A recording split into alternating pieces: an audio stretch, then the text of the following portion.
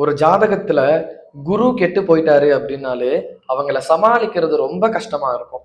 உதாரணத்துக்கு நம்மளுடைய லக்னத்திலிருந்து பொதுவா குரு வந்து ஒரு 6 8 12 இருந்தாலே அவங்க ரொம்ப வந்து டேமினேஷனான ஒரு ஒரு கேரக்டரா இருப்பாங்க.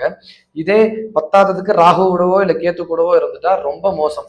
மத்தவங்க சொல்றது சுத்தமா கேட்க மாட்டாங்க. இதே ராகு கேத்துவுடைய பார்வைகளோ இல்ல ராகு கேத்து நட்சத்திர சாரத்துல இருந்தாலுமே கூட இந்த மாதிரியான அமைப்புகள் வந்து நடக்கும். அதனால இந்த பதிவு முக்கியமா எதுக்காக அப்படின்னா, இந்த பிரகஸ்பதி கிரகம் இந்த ராகுவுடனோ கேத்துவுடனோ இல்ல அவங்களுடைய பாத சாரத்துல இருக்கிறவங்களுக்காக நான் இந்த பதிவு மெயினா போடுறேன். நீங்க எல்லாருமே உங்களுக்கு ஒரு ஒரு நிறைய கைடன்ஸ்ங்கிறது உங்களை தேடி வரும். ஆனா அதுல எதுவுமே நீங்க வந்து பெருசா எடுத்துக்க மாட்டீங்க. அதுதான் உங்ககிட்ட பெரிய பிரச்சனையா பார்க்கப்படுறது. இப்போ உங்களுக்கு இது பதிவு பார்க்குற சில பேருக்கு எனக்கு எப்படி இருக்குன்றது தெரியல அப்படின்னா, கிளியரா நீங்களே உங்களுடைய ஜாதகத்தை பார்த்தா தெரிஞ்சிடும். இந்த குரு கிரகம் அப்படிங்கிறது ஒண்ணு இருக்கும். நம்மளுடைய ராசி கட்டத்துல யார் கூட ஃபர்ஸ்ட் சேர்ந்திருக்காங்கன்றத பாருங்க.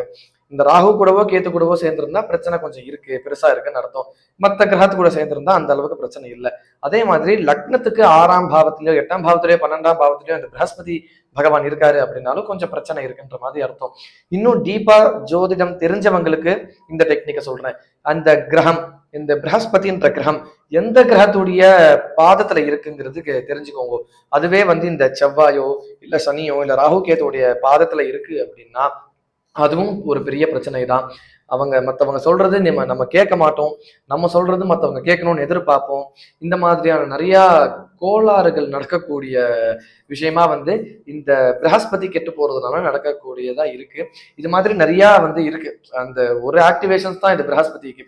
இந்த மாதிரி பிரகஸ்பதிக்கே நிறைய இருக்கு. புத்திரகாரகனும் அவர் தான், ஐஸ்வர்ய காரகனுக்கும் அவருக்கு இது உண்டு, தனத்துக்கும் அவருக்கு வந்து பலன் உண்டு. இது மாதிரி நிறைய விதமான பர்பஸ் வந்து அவர் ஆக்டிவேஷன் பண்றாரு. அதுல முக்கியமான ரோல் நம்மளுடைய புத்தி. இந்த மத்தவங்க சொல்லி நம்ம கேட்கணும் அப்படின்னா அந்த குரு ஞானம்ன்றது நமக்கு வேணும். அந்த ஞானத்தை நம்மளுடைய ஜாதகத்துல பார்த்தா நமக்கு தெரிஞ்சிடும், நமக்கு எந்த அளவுக்கு அந்த ஞானம் நமக்கு குரு கொடுத்துருக்காரு அப்படிங்கிறது.